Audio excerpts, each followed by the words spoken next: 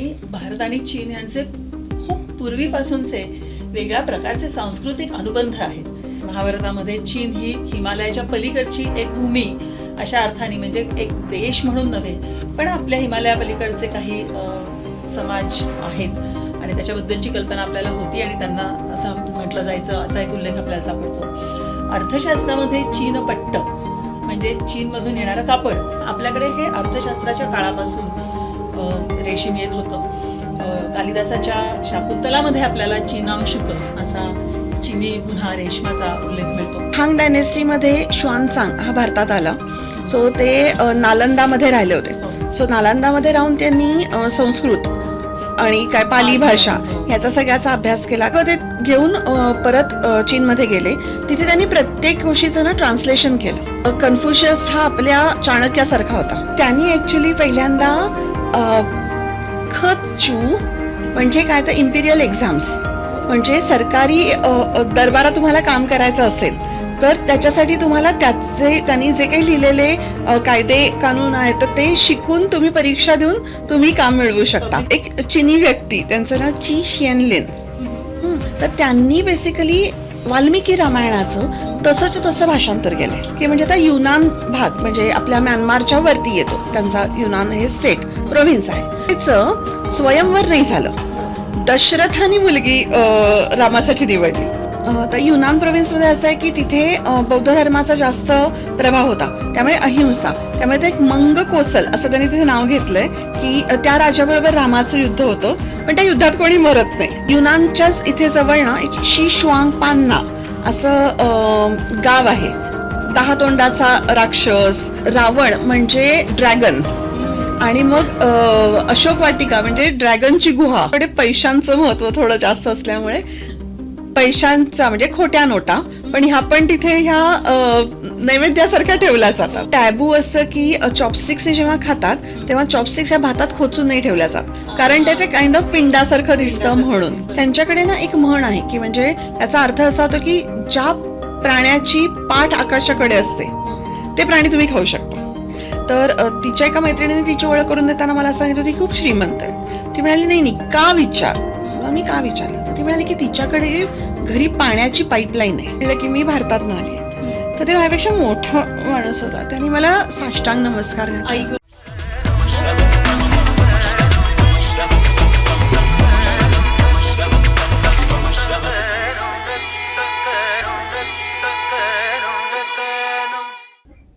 नमस्कार. कट संभाषणमध्ये तुमच्या सगळ्यांचं पुन्हा एकदा खूप खूप स्वागत.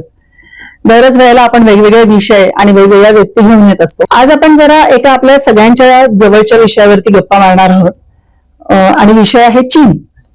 म्हणजे चीन हा हल्ली आपल्या सगळ्या बातम्यांमध्ये वेगवेगळ्या कारणांनी सतत प्रसिद्धीच्या झोतात असतो. पण भारत आणि चीन ह्या दोन्ही अत्यंत प्राचीन संस्कृती आहेत आणि भारत आणि चीन यांचे खूप पूर्वीपासूनचे वेगळ्या प्रकारचे सांस्कृतिक अनुबंध आहेत.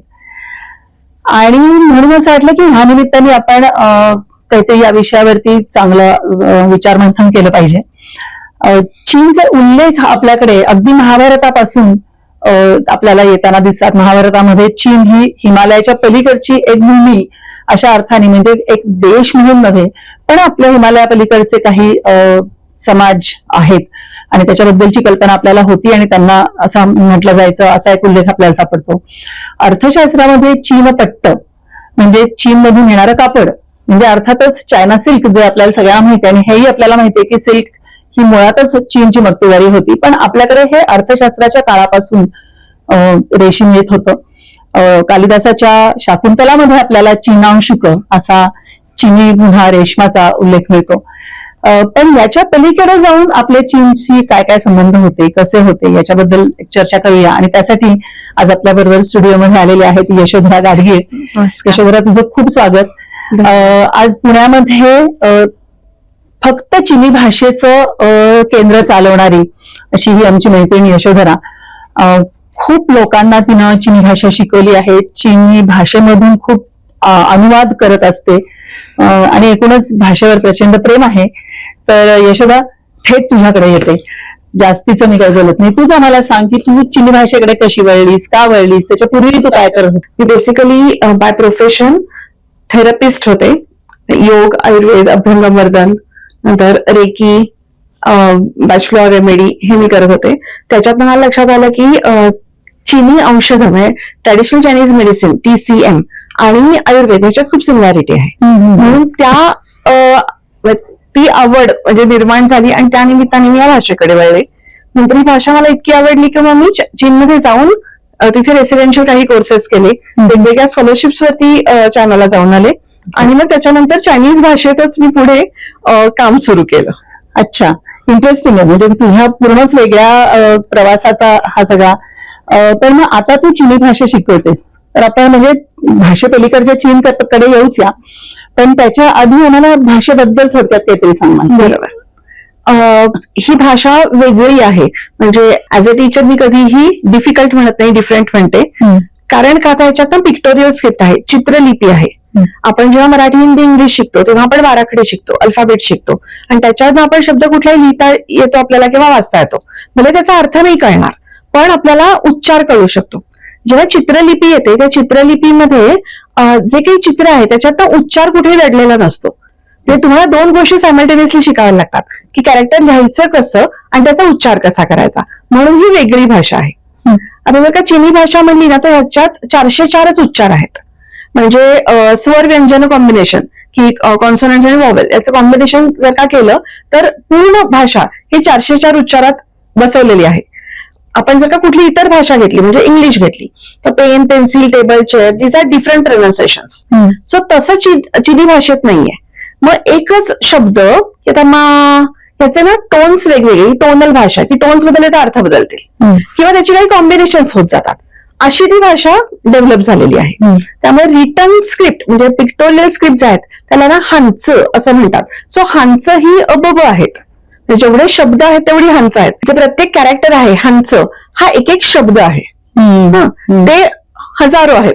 त्याचे उच्चार खूप लिमिटेड आहेत. असे किती असतील ग हंस? 55,000 तर मिनिमम त्याच्या 55 एखाद्या माणसाला एवढे 55,000 हंस शिकता येतात का? त्यांच्याकडे पण असं म्हणलं जातं की साधारण ग्रॅज्युएशन होईपर्यंत साधारण तुम्हाला 6 ते 10,000 एवढे शब्द तुम्ही शिकलेले असता.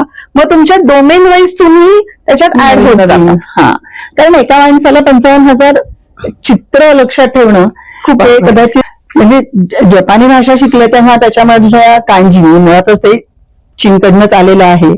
तेव्हाही आम्हाला असं व्हायचं की 10,000 चित्र वापरतात हे लोक. बरोबर. तर 55,000 म्हणतेस. आणि कुठल्या तरी काळात मी एकदा चिनी शिकायचा प्रयत्न केला होता आणि तेव्हा आम्ही गमतीने म्हणायचो की मला ते आठवतंय की चायनीज मध्ये शिक्षकांना लावश म्हणतात आणि मग त्याची जर तू हांज बघितली तर ती लावश म्हणजे म्हातारा माणूस. तर आम्ही गमतीने म्हणायचो की हो एवढं सगळं येईपर्यंत शिकेपर्यंतच माणूस म्हातारा होईल आणि मग शिकवेल. बरोबर. तर ते पण हे ह्युमनली पॉसिबल आहे का?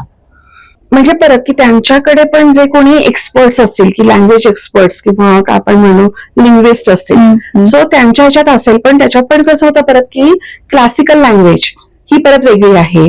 आपल्याकडे पूर्वी हिंदू किंवा टाइम्स ऑफ इंडियाची भाषा वेगळी असायची.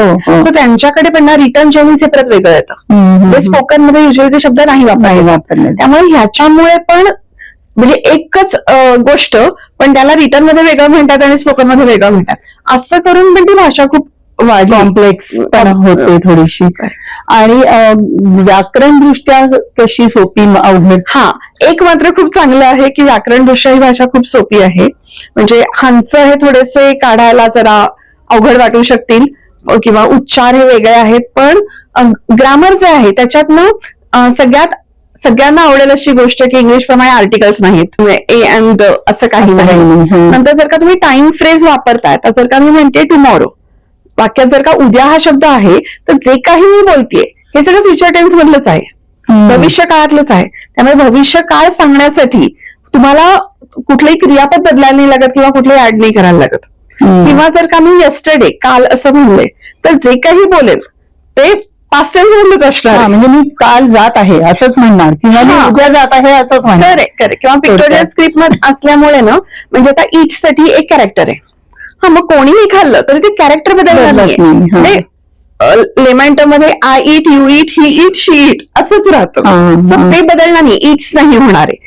किंवा त्यामुळे हे खूप ग्रामर वाईज खूप सोपं आहे. सोपं आहे. म्हणजे बोलायला कदाचित पटकन येईल, बरोबर. लिहाय वाचायला कदाचित अवघड जाईल. Correct. पण मग बोलायला तू मगाशी म्हणालीस पुन्हा ते टोनचा एक त्याच्यामध्ये आहे, त्याच्याने ती अवघड होते का ते जमून जातं? म्हणजे जमून जातं, कारण आपण पण मराठीत बोलताना पण हो हे काय ते पिच व्हेरिएशनच आहे ना, वेगवेगळे टोनच आहेत, त्याच्यात आपण वेगळं एक्सप्रेशन डिलिव्हर करतो. पण एक्सप्रेशन डिलिव्हर करणं आणि अर्थच बदलणं, बरोबर. याच्यात पुन्हा एक गडबडच आहे ना. म्हणजे मगाशी जे उदाहरण सांगत होतीस किंवा आणि मग त्याचा जर टोन बदलला त्याचा अर्थच वेगळा असेल. अगदी बरोबर. म्हणजे सांगितलंच उदाहरणाने तर कदाचित म्हणजे त्याच्यात चेतना म्हणाल तसं की टोन बदलला की अर्थ बदलतो. माय, MAI हा उच्चार मी खालीवर घेतला. माय म्हणजे टू बाय समथिंग, आणि माय माझा आवाज वरती आहे आणि तो मी जोरात खाली आणला, माय टू सेल समथिंग. सो तुम्ही उच्चार बदलला तर तुम्ही विकत घेताय का विकताय हा गोंधळ होऊ शकतो. त्यामुळे त्याच्यात मग ट्रिक कशी असते की तुम्ही तो आवाज डोक्यात ठेवायचा असतो.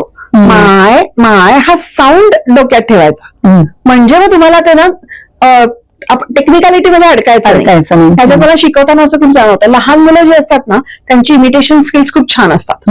मोठी शिकायला जेव्हा येतात मग कुठला टोन आहे, मग कुठला टोन मार्क आहे, आपण ना खूप आपल्याला रूल्स मध्ये नियमात अडकायला किंवा नियमाप्रमाणे काहीतरी करायला आवडतं. लहान मुलं फक्त कॉपी करतात, त्यामुळे इतके पटकन शिकतात. तो आवाज लक्षात ठेवणं ही चायनीज भाषा शिकण्याची मोठी ट्रिक आहे. आणि हे खरं आहे म्हणजे की भाषा ही मुळातच इमिटेशननीच शिकली जाते. म्हणजे आपण आपली मातृभाषा सुद्धा इमिटेशननीच शिकतो. म्हणजे लहानपणी आई किंवा घरातली माणसं आपल्याशी जसं बोलतात तसंच्या तसं आपण ते अनुकरण करतो आणि तीच शिकण्याची सगळ्यात मजेशीर आहे.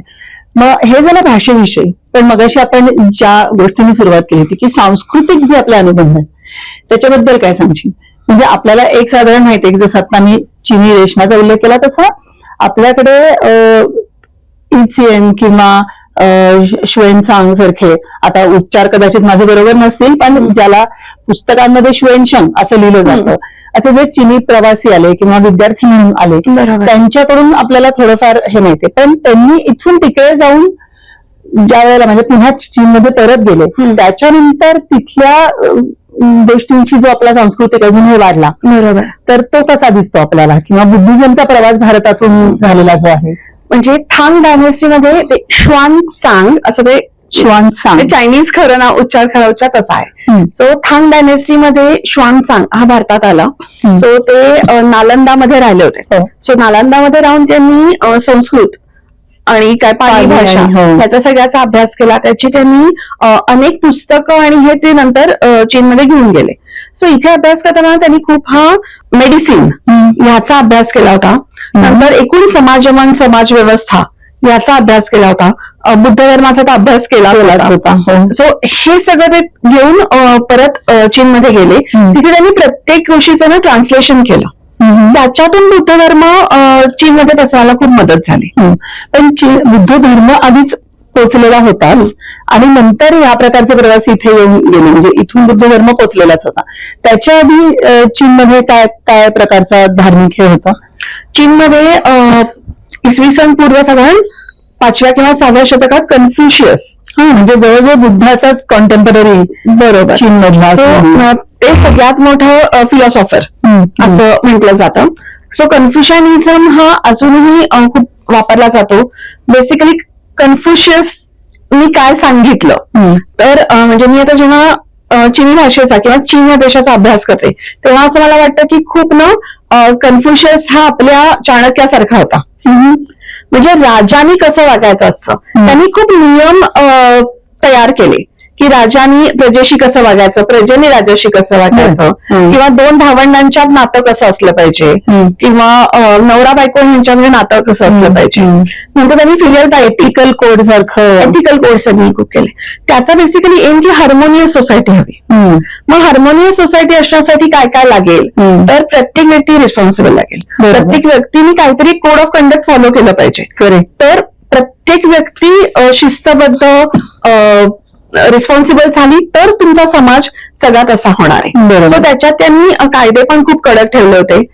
प्रत्येक व्यक्तीने जे काही नियम फॉलो नियम पाळायचे आहेत, त्याच्याच बरोबर त्याची कर्तव्य काय आहेत हे त्यांनी खूप व्यवस्थित लिहून दिलं होतं. आणि त्यांनी ऍक्च्युली पहिल्यांदा खतचू म्हणजे काय तर इम्पिरियल एक्झाम्स, म्हणजे सरकारी दरबारात तुम्हाला काम करायचं असेल तर त्याच्यासाठी तुम्हाला त्यांनी जे काही लिहिलेले कायदे कानून आहेत तर ते शिकून तुम्ही परीक्षा देऊन तुम्ही काम मिळवू शकता. Public service commission kind of UPSC MPSC हे तिथे पहिल्यांदा तसं सुरुवात झाली होती. सो त्यांची सगळं मेन फोकस हा हार्मोनियस सोसायटीवरती होता. त्याच्यानंतर आला ताओझम.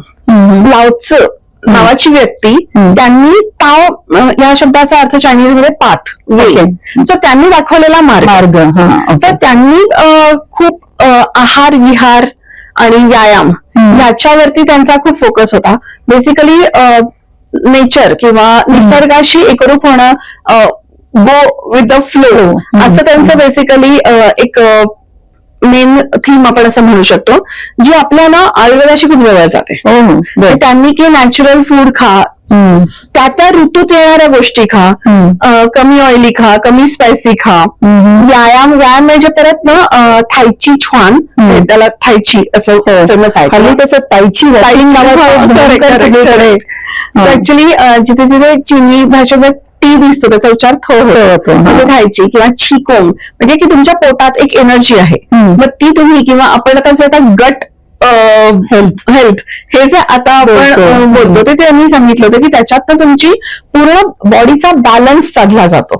सो आणि जो निसर्गाशी तुम्हाला साधायचा आहे, सो म्हणून मग की व्यायाम केला पाहिजे, आहार विहार हा चांगला ठेवला पाहिजे, बरोबर, असं ताओझमचं. म्हणजे हे दोन्ही तू जे आता सांगतेस ते आज ज्याला लोक रिलिजन म्हणतात त्या प्रकारचे नव्हतेच. म्हणजे आपल्याकडची जी मूळ धर्माची कल्पना होती की धर्म धारणात धर्म, ज्याच्यामुळे समाजाची धारणा होते आणि ज्याच्यामुळे समाजामध्ये एक हार्मोनियस लिव्हिंग असतं त्यालाच आपण धर्म म्हणतो. बरोबर. म्हणजे तो अमुक धर्म तमुक धर्म असं त्यांनी नव्हतं.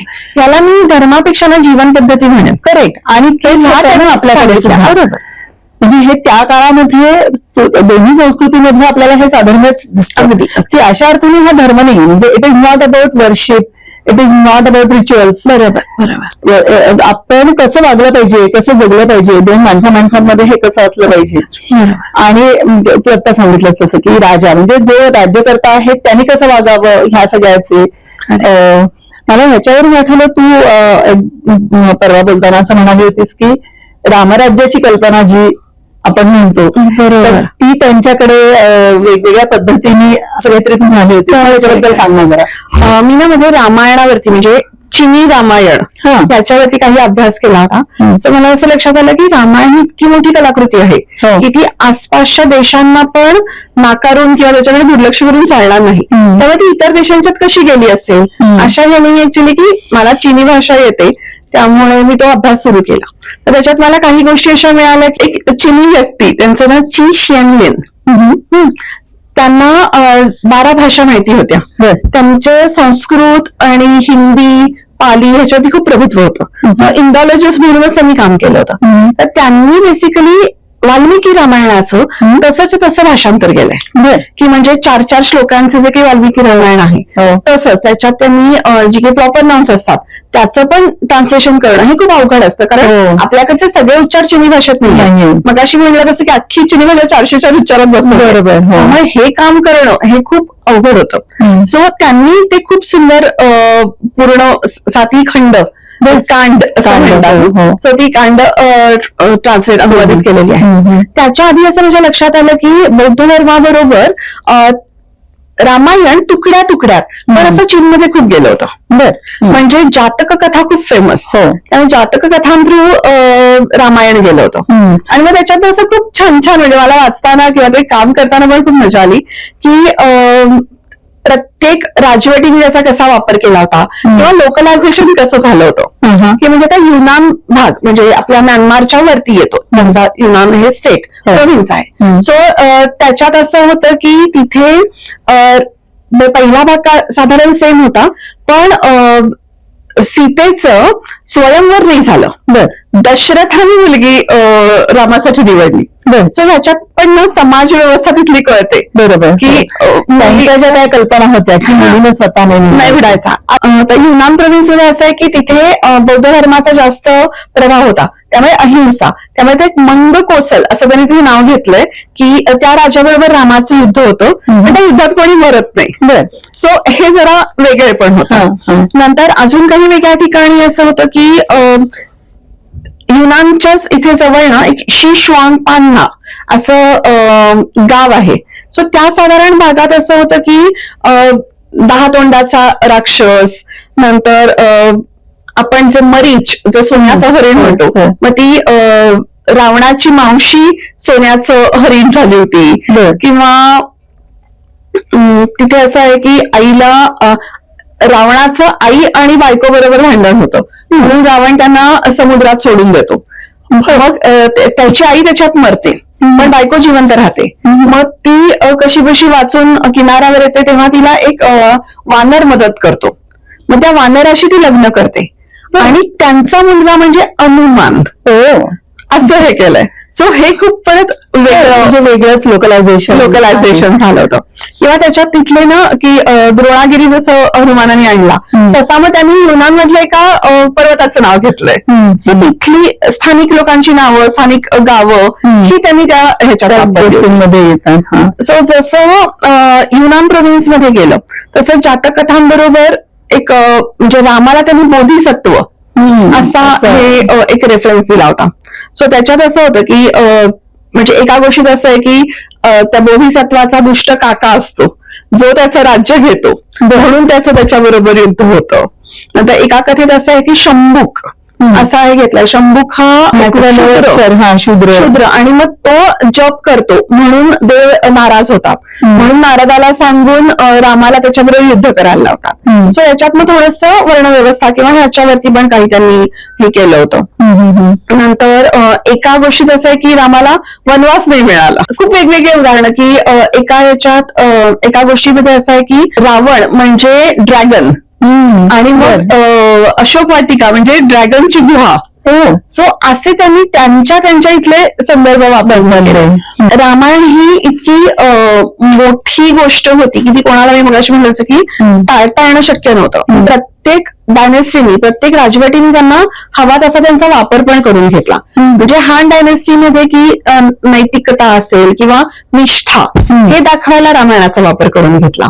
किंवा ताय DAI असा एक राजवट होती, त्यांनी सरंजामी व्यवस्थेची स्तुती करायला वापरून घेतला. म्हणजे त्यांनी त्या प्रकारचं रामायणाचं व्हर्जनच निर्माण केलं. किंवा त्या रामायणाच्या व्हर्जन मधनं त्यांना स्टोरी काय सांगायचं. तिबेटन राजांनी असं केलं होतं की रामाच्या सुवर्ण काळाची तुलना त्यांनी त्यांच्या राजवटीशी केली होती. त्यामुळे प्रत्येकाने आपल्याला हवा तसा अर्थ त्याच्यातनं काढून घेतला, वापरला होता. आणि कल्चरल अप्रोप्रिएशन त्या गोष्टींचं हे तर सगळीकडे इंटरेस्टिंग होतच. म्हणजे बुद्धिझम किंवा कन्फ्युशनिझम सुद्धा हळूहळू फक्त एका लिमिट पर्यंतच राहिलं असेल. एक तर ना त्यांच्याकडे पब्लिकली कुठलंही आहे तशी फॉलो नाही केली जात नाही. पर्सनल लेवलवरती लोक खूप फॉलो करतात. ओके. सो आजही पर्सनल लेवलवरती लोक बुद्धिझम फॉलो करत असतील, कन्फ्युशनिझम फॉलो करतील, आणि याचं थोडंसं एक सिंथेसिस पण असेल. अगदी म्हणजे दोन्ही एकत्र गोष्टी घेतलेल्या किंवा अशा असतील. हो, म्हणजे काही काही गोष्टींचं म्हणजे मी उदाहरण देते की मी अगदी का ना चिनी खेड्यात महिनाभर राहिले होते. 1200 लोकसंख्या असलेल्या गावात मी राहिले होते. सो तिथे शाळा होती, मी कुतूहल म्हणून शाळेत जायचंय, कारण ना दिवसात 3 वेळा असे काहीतरी ना एक्सरसाइज घेतात असे आवाज यायचे. आणि इतकं छोटं गाव होतं की तिथे माईकवरचं सगळीकडे ऐकू. मला खूप इंटरेस्ट होता म्हणून मी गेले होते. तर त्याच्यात त्यांना असं लक्षात आलं होतं की काही वर्षांपूर्वी अनेक चिनी मुलांना चष्मे लागतात. मग त्यांनी काय केलं की ताओझम किंवा ह्याच्यात डोळ्यांसाठीचे काही एक्सरसाइज, सो त्याचं त्यांनी एक स्ट्रक्चर बनवलं आणि दिवसातनं 3 वेळा ते 3-3 मिनिटाचे एक्सरसाइज मुलांकडनं बनवायचं. आणि ते माईकवरनच त्या सूचना दिल्या जायच्या. आणि मग प्रत्येक इयत्तेचं मूल हे ते एक्सरसाइज करायचं. त्यामुळे मला असं वाटतं की आता त्यांनी की प्रत्येक ठिकाणच्या जे चांगल्या गोष्टी आहेत त्या घेऊन त्यांच्या व्यवहारामध्ये त्यातलं जे काय वापरता येण्यासारखं असेल तर ते त्यांनी घेतलं. इंटरेस्टिंग आहे हे. आणि असं व्हायला हवं, म्हणजे सर्वच ठिकाणी असं व्हायला हवं की आपल्या परंपरांमधल्या ज्या गोष्टी उपयोगी आहेत आणि व्यावहारिक आहेत बरोबर. त्या वापरता यायला हव्या. हे खरंच खूप इंटरेस्टिंग आहे. अजून तुला आपल्या आता तू एवढं खेळात सुद्धा जाऊन झालीस, त्यामुळे अजूनही तिथे थोड्या प्रमाणामध्ये पारंपरिक संस्कृती शिल्लक असेल. कारण आज आपल्या डोळ्यासमोर चीन म्हणल्यानंतर जे येतं ते फक्त शांघाय आणि बीजिंग सारख्याच गोष्टी येतात. बरोबर. पण खेड्यापाड्यांमध्ये सुद्धा खूप मोठा चीन अजून आहे. तर सांस्कृतिक दृष्ट्या तुला आपल्या त्यांच्यात ते साम्य दिसतं का? खूपच साम्य आहे. म्हणजे छोट्या छोट्या गोष्टींपासून मी सुरुवात करेन की कुटुंब. वन चाइल्ड पॉलिसी साधारण 1978-79 ला आली. त्याच्या आधी त्यांच्याकडे पण आपल्यासारखंच की म्हणजे आपल्या पूर्वी म्हणजे आई वडिलांना आपलं जसं असायचं की 8 दादा 4 मावशा म्हणजे जसं मोठं कुटुंब असायचं तसंच त्यांच्याकडे पण होतं. त्यामुळे ना गंमत म्हणजे आपल्याकडे पण जशी प्रत्येक नात्याला एक नाव आहे ना तसं त्यांच्याकडे आहे. की म्हणजे आत्या मग आत्याचा नवरा किंवा मावशी मावशीचा नवरा, छोटा काका मोठा काका किंवा अगदी की म्हणजे आपल्याकडे साडू विहिडी हे जे शब्द आहेत ना ते पण सगळे त्यांच्याकडे आहेत. हो बरं. कारण एवढी कॉम्प्लेक्स सोसायटी आणि एवढी नाती असत. बरोबर. एवढी नाती होती त्यामुळे आणि ते जवळ एकत्र राहत असत. करेक्ट. त्यामुळे इंग्लिशमध्ये नुसतं आंट आणि अंकल तसं नाहीये. प्रत्येक नात्याला त्यांच्याकडे वेगळं नाव आहे. सो हे खूप म्हणजे हा एक एशियन ह्याचा आपल्याला दिसतोच. बरोबर. अजून काय म्हणजे मला मी तिथे खूप कोर्सेस केले, तिथे ऍक्च्युली कॉलेजेसमध्ये शिकले. सो त्याच्यात असं मला खूप जाणवायचं युनिव्हर्सिटीमध्ये ना 2 प्रकारचे वर्ग असतात. एक असतो एशियन स्टुडंटचा वर्ग आणि एक असतो युरोपियन स्टुडंटचा वर्ग. सो एशियन स्टुडंट्स मध्ये पण मला असं जाणवतं की शिक्षकांना मान देणं किंवा हे एशियन स्टुडंट्स मध्ये होतं. तेच मग जेव्हा मी चायनीज फॅमिलीज मध्ये राहिले किंवा चायनीज स्टुडंट्स बरोबर जेव्हा मी काम केलं किंवा एकत्र आले तेव्हा त्यांच्याकडनं पण मला आहे की आपल्याकडे पण जे आहे की कोणीतरी वयाने मोठा किंवा अनुभवाने मोठा असेल तर त्याला मान देणं हे नकळत येतं. आपल्याकडे पण की पटकन पाय लागला तर नमस्कार करतो. त्यांच्याकडे ते नाही पण ते एक्नॉलेज करतात की अरे काहीतरी चुकलंय माझं. त्यांच्या भाषेत सॉरी असं म्हणते. सो हे छोट्या छोट्या गोष्टींपासून मला खूप दिसतं. किंवा आपल्याकडे पण एज्युकेशन वरती खूप भर दिला जातो. ते शिक्षण हे महत्वाचं आहे. तसंच त्यांच्याकडे पण आहे की तुम्ही शिकलात तर तुम्ही मोठे होणार आहात. शिक्षणास टू स्टडी याच्यासाठी जे कॅरेक्टर आहे खानचं जे आहे त्याच्यात असंच आहे की एक लहान मुलगा म्हणजे एक मुलगा आणि त्याच्या डोक्यावरती क्राऊन आहे. म्हणजे जेव्हा तुम्ही शिकता तेव्हा तुम्ही फेमस होणार, तेव्हा तुम्हाला जगातल्या इतर गोष्टी मिळणार दिसणार. इंटरेस्टिंग. आणि सणवार मध्ये पण बऱ्यापैकी सिमिलॅरिटीज आहेत. आपल्याकडे जसं आपण कोजागिरी साजरी करतो सो तशीच त्यांच्याकडे पण आहे. त्याच्याकडे त्याला मिड ऑटम फेस्टिवल असं म्हणतात की ते पण फुल मून म्हणजे पौर्णिमेला एकत्र स्वच्छ ते पण असंच की बागेत जमतात किंवा तळ्याच्या काठी जमतात, तो चंद्र बघतात, मग सगळे फॅमिली मेंबर्स एकत्र येतात, मग ते गाणी गोष्टी गप्पा खाणं पिणं. त्यांच्याकडे दारू पितात, आपण दूध पितो. तर त्या संस्कृतीचा भाग आहे. तो तिथल्या क्लायमेटशी पण निगडीत आहे ना हा सगळा. करेक्ट. त्यामुळे ते खूप सिमिलॅरिटी आहे. नंतर आपल्याकडे जसं पितृपंधरवडा असतो तसं त्यांच्याकडे ना एक छिंगमिंग फेस्टिवल असतो. म्हणजे चायनामध्ये जेव्हा कन्फ्युशियसच्या काळात दफन हे जास्त केलं जायचं. त्याच्यानंतर ताओइझम आलं. ताओइझम मध्ये दहन दफन दोन्ही होतं. आणि मग बौद्धिझम आल्यानंतर फक्त दहन हे जास्त त्यांनी ते प्रचारात आणलं असं. आताच्या पण ह्याच्यात असं होतं की जागेच्या कमतरतेमुळे सरकार पण खूपदा की दहन करा असं म्हणतं. पण अजूनही अजूनही गावांच्यात दफन केलं जातं. तिथे प्रत्येक फॅमिलीचं स्वतःचं ग्रेव्हयार्ड दफनभूमी असते. मग त्याच्यात तेव्हा तिथे जाऊन की ते साफसफाई करणं, तिथे जसं आपण पितरांसाठी आपण नैवेद्य आणि हे जसं ठेवतो तसंच की त्यांना आवडणाऱ्या गोष्टींचा नैवेद्य दाखवला. मग काय त्यांच्याकडे पैशांचं महत्व थोडं जास्त असल्यामुळे पैशांच्या म्हणजे खोट्या नोटा पुन्हा पण तिथे ह्या नैवेद्यासारख्या ठेवल्या जातात. नंतर खूप साऱ्या उदबत्त्या या भाताच्या काइंड ऑफ मूद त्याच्यामध्ये अशा ठेवल्या जातात. त्यामुळे ऍक्च्युली याचं एक टॅबू असतं की चॉपस्टिक्स जेव्हा खातात तेव्हा चॉपस्टिक्स या भातात खोचून नाही ठेवल्या जात, कारण ते काइंड ऑफ पिंडासारखं दिसतं. सो हे पण त्यांच्याकडे खूप हे केलं जातं. किंवा ग्रीन राईस म्हणजे त्याचं च्यावचं किंवा डम्पलिंग असं बनवलं जातं. ग्रीन का तर जसं आपल्याकडे सोनं हे खूप मौल्यवान धातू, तसं त्यांच्याकडे जेड हा मौल्यवान धातू आहे. त्यामुळे तो हिरवा रंग असं की म्हणजे आम्ही कधी प्रेशस गोष्टी तुला अर्पण करतोय की तुला म्हणजे तुमचा आमच्यावरती काम करत हस्त राहावा ह्याच्यासाठी. सणवारांच्यात आपल्याकडे जशी दिवाळी आहे तसं त्यांच्याकडे पण तसंच की नवीन वर्षाच्या सुरुवातीला ते सगळेजण एकत्र येतात, एकत्र सगळा उत्सव साजरा केला जातो. त्या नवीन वर्षाचा शेवट हा त्यांचा लँटर्न फेस्टिवल होतो. सो आकाशात दिवे सोडले जातात. आपल्याकडे पण आकाशकंदील आहेत, पण ते ना तसे खूप उशिरा आलेले आहेत. आपल्याकडे जे दिवे लावणं हे आहे ते आपण ऍक्च्युली तेलाचे दिवे हे जमिनीवर ठेवणं किंवा तेलाचे दिवे लटकवणं, तर कागदाचे दिवे हे आपल्याकडे नव्हते. हे असं म्हटलं जातं की सिल्क रूट जेव्हा चीनशी कागद ही गोष्ट सुद्धा आपल्याकडे बऱ्यापैकी चीनकडनंच आली. चीन बरोबर जेव्हा आपला ट्रेड व्यापार सुरू झाला त्याच्यातनं ते आपल्याकडे आकाशकंदील, त्यांच्याकडचे आकाशकंदील हे त्याची सुरुवात ही खूप म्हणजे 3ऱ्या-4थ्या शतकात झाली, कारण सिग्नलिंग मिलिटरी सिग्नलिंग साठी ती होती. शत्रूला एकतर हूल देण्यासाठी किंवा आपले मार्ग एकमेकांना कळण्यासाठी असे ते दिवे आकाशात सोडले जायचे. हे खूपच हा वेगळाच मुद्दा आहे. पण ते कसे सोडतात म्हणजे त्याच्यात बेसिकली परत की ते आत गरम हवा त्याच्यानेच वरती जात असं, आणि कागदाचेच असतात.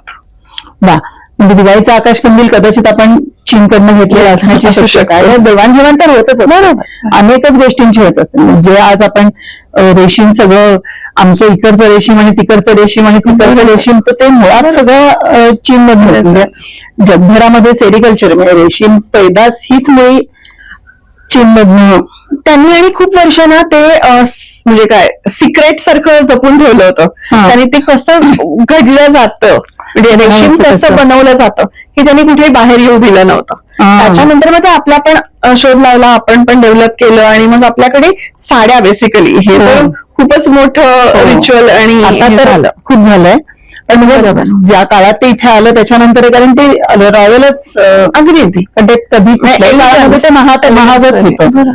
किंवा ताओइझम मध्ये पण त्याचा उल्लेख आहे की शरीर किंवा मन कसं हवं तर सिल्क म्हणजे रेशमासारखं मऊ आणि फ्लोई असा त्याचा उल्लेख येतो. ह्याच्यावरच म्हणजे काही अंधश्रद्धा किंवा काही असे काय म्हणूया आपण त्याला, जसं आपण सुतक पाळतो किंवा आपण सोयरे म्हणतो, अशा काही गोष्टी आहेत का ग? हो आहेत अगं, खूप इंटरेस्टिंग येते. त्यांच्याकडे पण ना कोणी गेल्यानंतर शोककाळ हा कन्फ्युशियसने सांगितलेला आहे की 49 दिवस, आणि तेच मग बौद्ध धर्मात पण पुढे आलं सगळीकडे की त्या काळात तुम्ही बाहेर जाणं अपेक्षित नाही, कुठल्या सण समारंभामध्ये जाणं अपेक्षित नाहीये. आपल्याकडे असं तशा पूजा त्यांच्याकडे नाही होत, पण मॉर्निंग पिरियड असं ते म्हणून हे केला जातो. आणि खूप हे म्हणजे सोयर 49 दिवस म्हणजे खूप मोठा काळ आहे. करेक्ट. त्यामुळे मला पण जेव्हा शिकताना मला ना एक स्कॉलरशिप मिळाली होती टू स्टडी चायनीज फिलॉसॉफी. तेव्हा पण म्हणायचो की 49 दिवस घरात बसणं, पण मग ते तिथल्याच चायनीज टीचर्सच आम्हाला शिकवायला होते. तेव्हा त्यांनी पण सांगितलं की पूर्वीच्या काळात होतं, आता होतं म्हणजे एवढा वेळ देणं शक्य होतं, आता कोणीच शक्य नाही. बरोबर. सोयर त्यांच्याकडे पण नाही. असा एक म्हणजे टर्म आहे. याचं म्हणजे काय तर बाळ झाल्यानंतर बाळ आणि बाळंतीण यांनी 30 ते 40 दिवस कुठेही बाहेर जायचं नसतं. आपल्याकडे पण बघ 6व्या महिन्याने आपण बाहेर पडतो, देवाला जातो, पहिल्यांदा देवाला पहिलं सूर्यदर्शन. बरोबर. लॉजिक सेम आहे की काय तुमची इम्युनिटी कमी झालेली असते, इन्फेक्शन होणे, किंवा बाळंतिणीला किंवा बाळाला रेस्टची गरज असते, सो नीट विश्रांती व्हावी म्हणून. सो त्यांच्याकडे पण ती खूप आधीपासूनची पद्धत आहे. ह्या कुठेतरी मुळात माणसाच्या गरजांमधूनच निर्माण झालेल्या गोष्टी, कारण याच्यात कुठे आमच्याकडून त्यांच्याकडे गेलं आणि त्यांच्याकडून आमच्याकडे आलं असं नाही, ती सिमिलॅरिटीच आहे. तू याच्यावर खूप वेळा चीनमध्ये गेली आहेस ना आणि अनेक वेळेला अनेक कारणांनी राहिलेली आहे. मोठ्या शहरांमध्ये राहिली आहेस आणि छोट्या गावामध्ये राहिली आहेस, त्यामुळे तुझ्या तिथल्या राहण्याबद्दलचा अनुभव सांग आणि दोन्हीकडचे सांग. बरोबर. मी आतापर्यंत 9 वेळा चीनला जाऊन आली आहे. सो अगदी छोट्या गावात मी मगाशी म्हटलं की 1200 लोकसंख्या असलेलं गाव. फक्त चीन खूप प्रगत असल्यामुळे 2015 साली त्या गावात गेले होते. सो तेव्हा असं झालं होतं की मी पोहोचल्यानंतर मला घरी कळवायचं होतं. मी पोहोचले तर मला असं की आम्हाला सांगितलं होतं की प्रत्येकाच्या घरी वायफाय मिळेल. म्हणून मी की आता मी घरी जाऊन कळवते पुण्यात की मी पोहोचलीये. तर तेव्हा मला असं सांगितलं की मी अख्खं गाव वायफायवर आहे.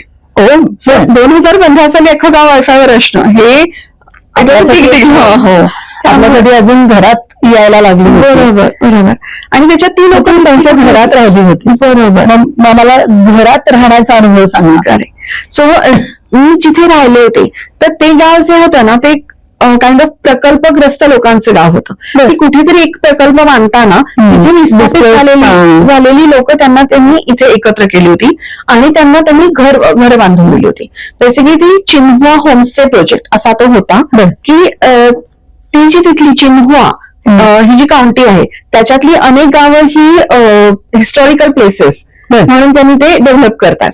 तर त्याच्यासाठी मग त्यांनी की त्या गावाचं काय टुरिस्ट यावेत आणि त्यांनी ते बघावे, विकास व्हावा अशा. बरोबर. याच्यासाठी त्यांना होमस्टे बांधून दिले होते आणि मग त्याच्यातनं जे काही उत्पन्न येईल ते 50% सरकार आणि 50% त्यांच्याकडे असं होतं. चिनी माणूस हा स्वतः खूप कष्टाळू आहे. म्हणजे तिकडे पण बायका जास्त कष्ट करतात, आपल्याकडे पण जगभर हा अनुभव जगभर. बरोबर. त्यामुळे बाई ही दिवसभर कामात असते. चिनी माणूस जरा रिलॅक्स झाला की तो माच्यांग महाजोंग असा एक शब्द एक खेळ आहे. दारूपीत तो त्याला खूप आवडतं ते खेळायला. जेव्हा चिनीबाई ही कष्टच करत असते, काम करत असते. पण ते मी म्हटलं जसं खूप कष्टाळू आहेत. बेसिकली टापटीप निगा हे खूप छान ते पाळतात. म्हणजे साध्या घरातल्या त्या कुंड्या लावलेल्या असतील त्या पण इतक्या सुंदर लावलेल्या असतात की सगळीकडे झाडं आणि हे तर तुम्हाला दिसतातच. म्हणजे शेत ही बघताना पण किंवा कुठे रस्त्यावरून जाताना झाडं एकाच आकारात एकाच शेपमध्ये खूप नीटनेटकेपणा आहे. पण असं जर आहे तर मला सांग की ओव्हरऑल म्हणजे चिनी माणूस म्हणल्यानंतर तो अस्वच्छ अशी कल्पना आपल्याकडे का आहे ग? म्हणजे जपानी आणि चिनी असं म्हणायला लागलं तर जपानी हे अत्यंत स्वच्छ आणि ते खरंच असतात. पण चिनी पण तू सांगतेस त्याप्रमाणे त्यांची घरं स्वच्छ असतात, सगळं नीटनेटकं असतं. मग आपल्याकडे हे कशामुळे वाटत असेल लोकांना? एक तर मला असं खूप वाटतं की वासावरनं पण आपण खूप पटकन जज करतो. चिनी माणूस ना पदार्थ बनवताना जसं रिफाईंड ऑइल हे फार क्वचित वापरतो, तो पीक फॅट फिश ऑइल हे वापरतो. त्यामुळे एकूणातच त्यांच्या घराला एक वेगळा वास असतो. सो वेगळा मुद्दा, खूपच वेगळा मुद्दा. आणि त्याच्यात ते व्हेजिटेरियन फूड खात असले तर ते बनवताना या गोष्टी बनवणार आहेत. त्यामुळे त्या अख्ख्या घराला ना एक गेलं की असा एक वेगळा स्मेल येत राहतो. त्यामुळे पहिल्यांदा असं ज्यांना सवय नाही त्यांना असं पटकन असं अरे, आणि आपल्याला त्या वासाचा संबंध आपण पटकन दुर्गंधी आणि घाण याच्याशी जोडला जातो. त्यामुळे ते पटकन तिथे कनेक्शन खूप एक महत्वाचं आहे की घाण वाटू शकतं. कचरा करतात का तर म्हणजे त्यांच्याकडे ना अनेक गोष्टी बनवून अनेक गोष्टी टाकलं जाणं ह्याचं प्रमाण पण खूप आहे. कारण त्यांना बेसिकली म्हणजे ताओइझम किंवा ह्याच्यातनं आलं की ताजं अन्न खा. त्यामुळे ते सकाळचं पण खूपदा संध्याकाळी नाही खात. त्यामुळे वाया जाण्याचं प्रमाण असेल किंवा त्यामुळे पण ते असं वाटू शकतं की अरे किती कचरा टाकलाय. पण त्यांच्याकडे पण त्याचं पुढे सेंद्रिय खतं बनवणं किंवा सिस्टीम व्यवस्थित त्याचं बरोबर व्यवस्था लावण्याची पद्धत आहे. म्हणजे एकूणच ना आपल्या मनामध्ये ह्या न बघितलेल्या गोष्टींबद्दल खूप तऱ्हेचे पूर्वग्रह असतात. अगदी अगदी. आणि ते कशामुळे असतात ते म्हणजे आता तू जसं खाण्याच्या बाबतीत म्हणलीस ना, तो एक नेहमीच म्हणजे चिनी लोक काय झुरळ पण खातात, बरोबर, चाप पण खातात. त्याच्यात ना त्यांचं भौगोलिक हे रचना किंवा भौगोलिक काय स्थान हे लक्षात घेतलं पाहिजे. चीनमध्ये चीन ही ऍक्च्युली कोल्ड कंट्री आहे. शांघायच्या खाली सुपीक जमीन आहे. वरती इतकी थंडी असायची की काही पिकतच नसायचं. त्यामुळे मग शेवटी माणसाला जगण्यासाठी जे काही अवेलेबल आहे त्याच्यातलं का त्यांच्याकडे ना एक म्हण आहे की म्हणजे त्याचा अर्थ असा होतो की ज्या प्राण्याची पाठ आकाशाकडे असते ते प्राणी तुम्ही खाऊ शकता. बर. त्यामुळे ते सगळे प्राणी त्यांनी खाल्ले जातात. बरेच म्हणजे आता वांगफुचिंग अरे प्राण्याची पाठ आकाशाकडे आहे म्हणजे काय म्हणायचं ते जिवंत असताना, कारण प्राणी उताना पडणार तो फक्त मेल्यावर असा अर्थ नाही, प्राणी चालताना ज्याची पाठ वरती आकाशाकडे असू शकते तो प्राणी तुम्ही खाऊ शकता. म्हणजे माकड नाही आणि माकडाच फक्त त्याच्यामधनं किंवा त्याच्यातनं मांजर वाचले, कारण मांजरामध्ये कधी फ्लुइड असतं जे माणसाला शरीरासाठी वाईट आहे. अच्छा. म्हणून मांजर नाही खाल्ले जात. अच्छा. बीजिंग मध्ये एक वांगफुचिंग नावाचा एक एरिया आहे. सो त्याच्यात असं हे सगळी डेलिकसी असं तिथे मिळतं. पण आता जर का तू गेलीस, म्हणजे मला पण खूप क्युरियोसिटी होती की काय होतं. सो मी तिथे गेल्यावर असं मला लक्षात आलं की फॉरेनर्सच जास्त आहेत. चायनीज माणूस आता हे नाही खात, कारण तेव्हा त्याची काळाची गरज होती, जगण्यासाठी गरज होती म्हणून तो खात होता. आता जेव्हा सगळं पिकतंय तेव्हा तो खात त्यांना हे खाण्याची गरज नाही. किंवा माझी एक मैत्रीण होती जी हार्पिन असं म्हणून चायनाच्या नॉर्थ साईडला भाग आहे त्याच्या पुढे ती राहायची. तर तिच्या एका मैत्रिणीने तिची ओळख करून देताना मला सांगितलं की खूप श्रीमंत आहे. जसं की जनरल सांगितलं असं म्हणजे हसले होते. ती म्हणाली नाही का विचार. मग मी का विचारलं तर ती म्हणाली की तिच्याकडे घरी पाण्याची पाईपलाईन आहे. तर मला असं की मग ती म्हणाली नाही, ज्या ठिकाणी 10 महिने बर्फ असतं तिथे जर का तुमच्याकडे वेगळी पाईपलाईन म्हणजे तुमच्या घरी पाणी येत असेल तर ते पाईपलाईन साठी वेगळं कव्हरिंग कोटिंग लागतं. बरोबर. ते कोटिंगचा खर्च प्रचंड असतो. दोज हू कॅन अफोर्ड त्यांच्याच घरी ते येणारे, नाहीतर मग हवामसारखी सिस्टीम आहे. सो अशा छोट्या छोट्या गोष्टीतनं पण बरोबर तुम्हाला तिथली लोक कशी जगत असतील किंवा आणि हा महत्वाचाच मुद्दा म्हणजे शेवटी तुमचं सराउंडिंग तुमचं जगणं ठरवतं. म्हणजे आम्ही एक्झॅक्टली कल्चर बद्दल जेव्हा बोलतो किंवा संस्कृतीबद्दल बोलतो तेव्हा आमचं म्हणणं एक्झॅक्टली हेच असतं की आपल्या भोवतालशी अडॅप्ट करण्यासाठी आपण जे जे करतो ते सगळ्या संस्कृतीचा भाग. बरोबर.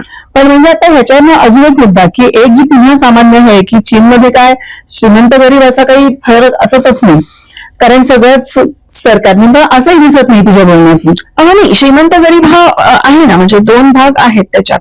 फक्त त्यांची गरिबी आणि आपल्या इथली गरिबी आपण कंपेअर नाही करू शकत. कारण परत की त्यांना म्हणजे एक काही फ्लॅट बांधून दिलेले आहेत किंवा मी मगाशी म्हणलं जसं की विस्थापित जे होते त्यांना एक घरं दिलेली आहेत.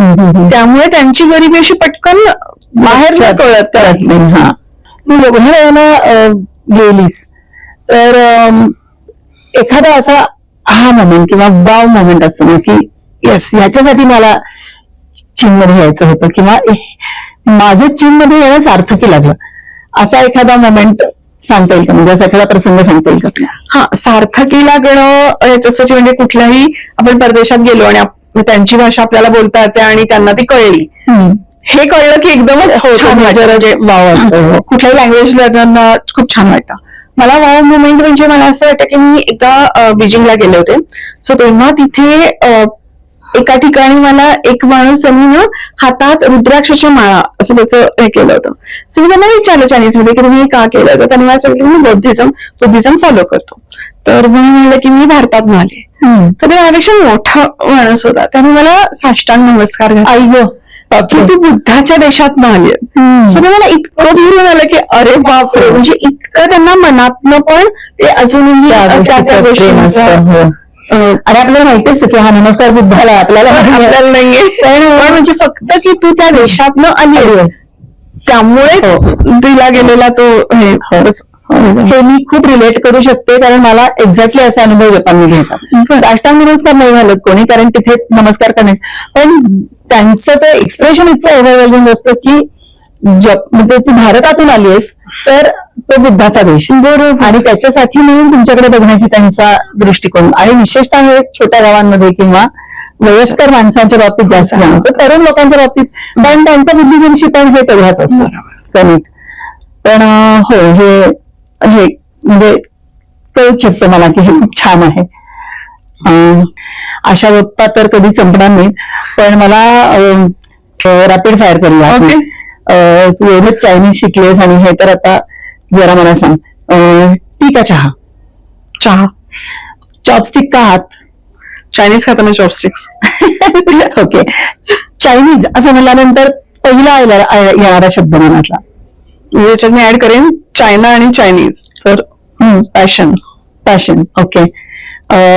एक अशी गोष्ट चिनी लोकांची जी सगळ्या भारतीयांना माहिती व्हायला हवी.